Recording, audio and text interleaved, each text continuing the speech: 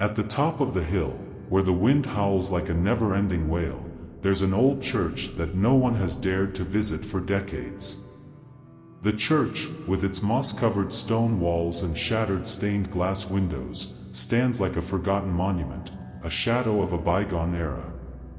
Folks in the town below whisper about the church, always from a distance, never daring to go near. They say that in recent years, right at the stroke of midnight, the church bell, which had been silent for centuries, has started ringing again. The older folks tell tales of how the bell was cursed, used in some dark ritual to trap the souls of the damned. The bell rings for those who are lost, those who never found peace, they would say. No one knew exactly how the curse began, but everyone in town agreed on one thing: the bell wasn't supposed to ring. And when it did, nobody dared to find out why. The church became known as a place where time stood still, and the bell that rang on its own was a warning to those who still had their souls intact. Jack, a young adventurer and photographer with a knack for mysteries and haunted places, heard about the church in a way that only piqued his curiosity further. He was known for snapping photos of places others would rather forget: abandoned houses, deserted psychiatric hospitals, and cemeteries that seemed to hold more than just bones. To Jack, the church was the next big challenge. He didn't believe in curses or ghosts. To him, every ghost story was just that, a story. When Jack arrived in the small town, he immediately felt a shift in the atmosphere. People eyed him with a mix of curiosity and caution. He stopped by the local diner, hoping to hear more about the church, but every time he mentioned the bell, conversations would abruptly stop. "You shouldn't mess with what you don't understand," a waitress whispered as she refilled his coffee. "Leave the church and the bell alone. Nothing good comes from those who try to challenge what's there." But the warning only made Jack chuckle. He'd heard plenty of those before. To him, it was just a way to hype up the myth, a tactic to scare off outsiders. He was determined to spend a night in the church and uncover the truth behind the bell that rings on its own. What he didn't know was that some legends are built on a foundation of truth, and some sounds are better left unheard. Jack got ready for the night, determined not to be just another curious face the town had seen. He packed his cameras, flashlights, and a few supplies. As the sun began to set and shadows grew longer, he started his trek up the hill, toward the church that no one dared to visit. As he got closer, he felt a strange weight on his chest, as if the very air around the church was heavier, harder to breathe. As he neared the church's entrance, Jack felt a chill run down his spine. He paused for a moment, staring at the heavy wooden door in front of him. The door was covered in cobwebs, and the wood was rotting in places, almost as if it was ready to fall apart. He hesitated, just for a second, before pushing the door open with force. A loud, creaking sound echoed through the night as the door slowly swung open, revealing the dark interior of the church. Inside, the darkness was almost tangible. Jack switched on his flashlight, its beam dancing across the walls and illuminating the dusty pews. The air was thick with the smell of mold and decay, and he felt an unease he couldn't quite explain. Even as a skeptic, there was something undeniably oppressive about the place. The broken stained glass windows let in slivers of moonlight, casting strange shadows that seemed to move on their own.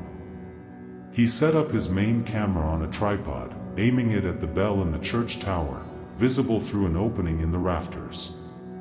Jack checked his watch. It was just a few minutes to midnight.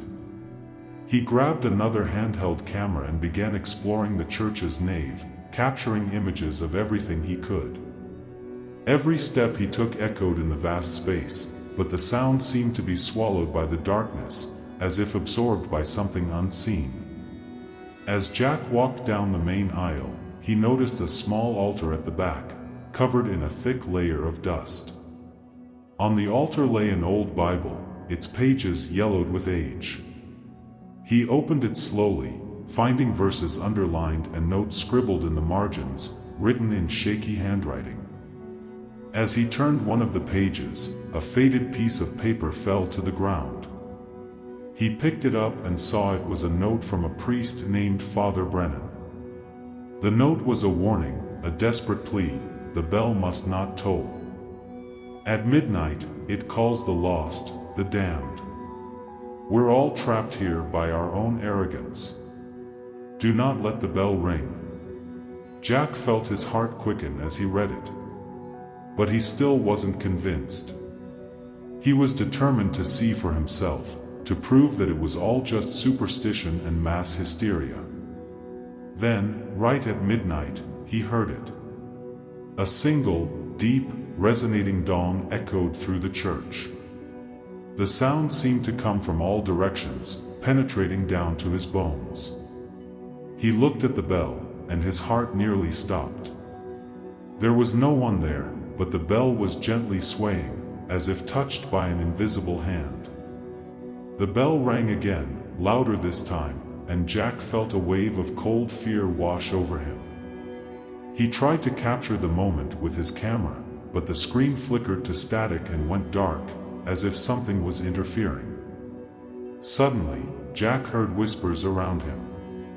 Soft sounds, barely perceptible, but growing.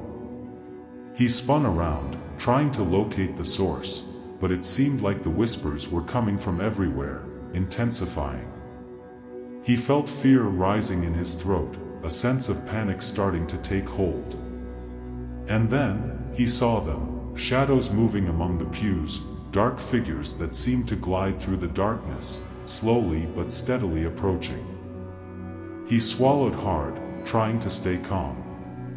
"It's just my imagination," he whispered to himself, but the words felt hollow. The bell tolled a third time, a sound that seemed to fill the church and resonate within his very soul. Jack felt an urgency, a need to get out of there. He turned and ran toward the door, but when he reached it, he found it shut tight. He pulled with all his might, but it was as if the door was sealed by some invisible force. The whispers grew louder, turning into a cacophony. Jack was trapped, and panic began to set in. The bell continued to toll, each chime more intense than the last, reverberating through the church walls. He felt like the sound was trying to penetrate his mind, break his will. The door, which had once seemed just old and decrepit, was now an impenetrable barrier. He pounded on it with his fists, screamed for help, but his voice was swallowed by the darkness that surrounded him. The church seemed alive, a dark entity watching him with unseen eyes. He glanced back toward the altar and the bell and saw the shadows moving closer. There was something wrong with them. They didn't move like normal shadows. They seemed to glide across the floor, shapeless but clearly aware of his presence. Jack felt a chill run down his spine. He knew he needed to find another way out, but fear kept him rooted in place, unable to think clearly. With a tremendous effort, he forced himself to move. He grabbed his flashlight, which was trembling in his hand, and began to search the sides of the church for an exit. The windows were all blocked or too small for him to fit through. Every step he took was accompanied by the whispers, now more distinct, almost like words he couldn't quite understand. The bell tolled again, and he felt a surge of panic. He needed to get out, and fast. Then he remembered the trapdoor he had seen on the floor near the altar. He sprinted over, shadows dancing around him, drawing closer. With a shaky hand, he pulled on the heavy wooden door of the trapdoor. The wood creaked but gave way, revealing a steep staircase descending into darkness. Without a second thought, Jack hurried down the steps, his flashlight illuminating only a few feet ahead. With each step Jack took down the stairs, the whispers seemed to fade, but the bell kept tolling, more distant now, yet just as unsettling. He finally reached the bottom of the stairs, and the air was colder, almost freezing. He was in a basement, a claustrophobic, tight space with stone walls. Strange marks and symbols were etched into the walls, symbols he couldn't understand but that radiated a sense of danger. The silence in the basement was absolute, except for the muffled sound of the bell above. Jack moved slowly, trying to find an exit, but the basement seemed to stretch on far longer than the church above. The darkness here was deeper, thicker, almost as if it was a presence itself. He turned a corner, and his flashlight illuminated something that made him stop. There was a large mirror, framed in dark, worn wood. The surface was dirty and dusty, but Jack could see his reflection, or at least something that looked like him. He approached the mirror slowly, feeling an inexplicable urge to touch it. As his fingers brushed the cold surface, the bell rang again, louder than ever. And in that moment, something in the reflection changed. He saw a figure behind him, a figure that hadn't been there before. He spun around quickly, but there was no one there. When he looked back at the mirror, the figure was still there, closer now, with a twisted, pained expression. Jack stepped back, his heart pounding like a drum in his chest. He realized the mirror was showing something he couldn't see with his own eyes. He tried to back away, but his feet felt glued to the floor, as if some invisible force was holding him there. The bell tolled once more, and the figure in the mirror reached out, as if trying to break through the glass and pull him in. In a last, desperate effort, Jack closed his eyes and tried to pull away from the mirror. When he opened them again, the reflection was normal, showing only his own pale, terrified face. He knew he needed to get out of there, that every second in that basement was bringing him closer to something he couldn't understand, something that wanted his soul.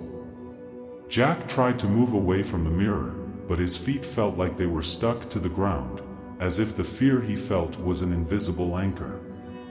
He forced his muscles to move, and finally managed to break free from that horrifying spot.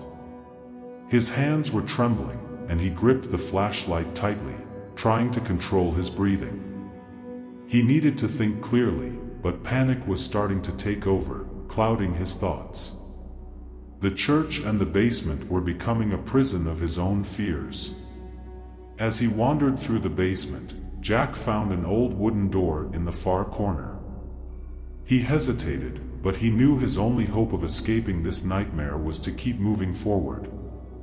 With a shaky hand, he opened the door. Inside, there was a small room, barely illuminated by the light of his flashlight. In the center of the room, on a stone table, lay an old journal. The cover was faded, but he could make out the name, Father Brennan, written in almost completely faded gold letters. Jack carefully opened the journal, and the first page he saw was filled with words written in a desperate scrawl. The words were scribbled, nearly illegible, as if the priest had written in haste or fear. He began to read, and Father Brennan's terror took shape in his mind. The journal spoke of a night many years ago when a group of villagers had entered the church seeking shelter from a fierce storm. But they didn't know the church had been cursed by a dark ritual. The ritual had been performed by a cult that believed the bell could summon the spirits of the dead to the world of the living. They believed the bell's sound was a bridge between realms, an irresistible call to spirits that had not found peace. Father Brennan, terrified by what he witnessed that night, described how the bell began to ring on its own, how the villagers were possessed by an unseen force, their eyes glazed over and their voices chanting in ancient tongues. The journal became more frantic as it went on, detailing the horrors the priest had witnessed. He wrote about how the bell, once rung, never stopped calling out to the spirits, and how the church became a place of perdition, a portal to hell. They are trapped here, Brennan wrote. Trapped until someone comes to free them. But the price to open the door is the soul of the one who does. Jack felt a chill run down his spine as he read those words. He finally understood the magnitude of the danger he was in. Suddenly, Jack heard a sound coming from the hallway. He raised his flashlight, but the light started flickering. He tried shaking the flashlight, but the light went out completely, plunging him into darkness. He could hear his own heavy breathing, the distant toll of the bell, and the whispers that now seemed to be closing in again. With his heart racing, he felt the weight of the journal in his hand and realized he needed to keep reading. Maybe there was a way to end this. He opened the journal again, squinting to read the words in the dim light. Those who ring the bell, the priest continued, are cursed forever. They become part of the ritual, part of the church itself. Their soul joins the others, and the bell tolls endlessly, calling out for more and more. Jack felt a wave of despair wash over him. He didn't want to believe it, but everything he had experienced so far seemed to confirm the priest's words. He was next. As he turned to leave the room, he noticed the door he had left open was now closed. He rushed to it, pulling with all his might, but the door wouldn't budge. The whispers were louder now, almost like screams. He pointed his flashlight at the mirror in the corner of the room, and his own reflection seemed distorted. His eyes looked black and empty. Then he heard the bell again, and this time, he knew the sound was calling for him. Jack backed away, feeling cornered. He needed to get out, to find an escape before it was too late.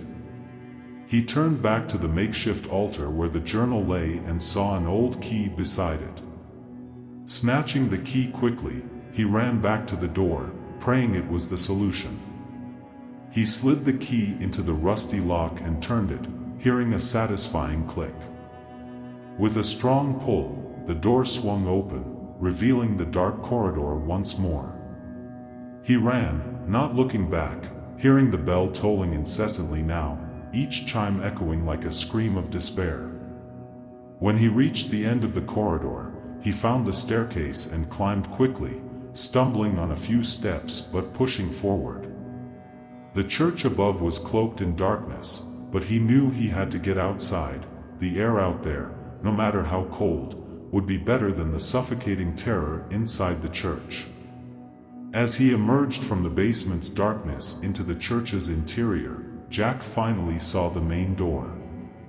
He sprinted toward it, his heart hammering in his chest. He yanked the door with all his strength, and to his surprise, it opened easily. The cold, dark night enveloped him, but he didn't care. He ran outside, not looking back, knowing he had escaped by a hair's breadth, but that the church's terror and the cursed bell weren't over. Jack bolted into the night's darkness, his heart still pounding in his chest. The church was now behind him, but the sound of the bell continued to echo in his mind. He stumbled and fell on the cold, damp grass, gasping for air. He needed to put as much distance as possible between him and that damned church. However, even as he got up and kept running, a nagging feeling that he wasn't truly safe began to settle in. Finally, he stopped to catch his breath and looked back. The church was just a distant silhouette against the night sky. The bell was silent now, but the quiet was even more unsettling. Jack knew he needed to leave town, to get far away from that cursed place, but something inside him pulled him back, a sense that his connection to the bell wasn't over yet. He forced himself to move forward, but after a few steps, a sharp pain shot through his head. He leaned against a nearby tree, trying to fight off the pain, but it only got worse. And then he heard it again, a low, muffled sound, as if the bell was ringing inside his head. He screamed, pressing his hands against his temples, trying to block out the sound, but it was no use. The bell was inside him now, echoing in his very soul. Suddenly, Jack saw lights approaching. It was the headlights of a car. He stumbled into the middle of the road, waving frantically. The car stopped, and the driver, a middle-aged man, ran over, asking what was going on. Jack tried to explain, but the words came out in disjointed sobs. "The church, the bell, it's inside me," he mumbled, pointing to his head. The man looked at him with a mix of confusion and fear, but finally helped Jack into the car. As the car sped away, Jack looked in the rearview mirror and saw the church fading into the distance, but the feeling of terror didn't leave him. He closed his eyes, trying to block out the pain and the relentless sound of the bell. But even in his deepest thoughts, he could feel the church calling to him, like it was pulling on the invisible strings of his soul. He knew, deep down, that no matter where he went, the bell would always find him. The driver took Jack to the nearest town and dropped him off at a hospital. The on-call doctor tried to ask questions, but Jack was in shock, muttering incoherently about a bell and spirits. They sedated him, and he finally fell asleep, but his sleep was plagued with horrible nightmares, visions of the bell, the spirits in the church, and his own reflection in the mirror, with empty, black eyes. When Jack woke up, he was in a sterile, white room. The doctor returned, accompanied by a police officer. They asked about the church, but Jack couldn't explain it clearly. How could he? All he knew was that the bell had rung and that he would never be the same again. The officer mentioned that several people had disappeared in the church over the years, always under mysterious circumstances. But Jack knew he hadn't just disappeared, he was trapped in a curse that would never let him go. Days passed, and Jack was discharged from the hospital, but he didn't go home.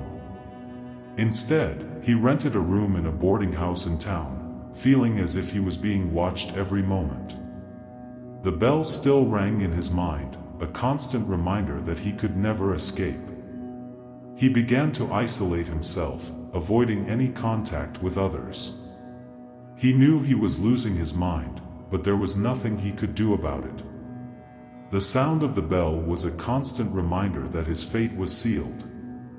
Then, one night, he received an unexpected visitor. An elderly woman knocked on his door, introducing herself as the daughter of one of the villagers who had disappeared years ago. She said she knew what was happening to him, that the bell was calling for him just as it had called for her father. She handed him a small package and, before leaving, whispered, "You must return it, or you will never find peace." Jack opened the package with trembling hands and found a small bronze bell, identical to the one in the church. He understood what he had to do, but the idea terrified him. He knew that if he returned to the church, the bell would take him forever. However, the sound in his head was becoming unbearable, and he knew he had no other choice. That night, he took the bell and began his walk back to the church. As he reached the hill, the wind seemed colder, and the moon shone with a sinister glow. He entered the church, the bronze bell in his hand, and walked toward the altar. When he reached the center of the church, he raised the bell and placed it on the altar. The moment the bell touched the stone, a loud, resonating sound echoed through the space, and Jack fell to his knees, feeling the weight of the curse finally lift from his shoulders. But before he could feel any relief, the bell in the tower began to toll again, this time with an intensity that made the church walls shake. Jack looked up and saw the shadows beginning to move again, sliding toward him. He tried to run, but his feet were stuck to the floor once more. He screamed, trying to break free, but it was too late. The shadows engulfed him, and all he could hear was the sound of the bell, tolling forever.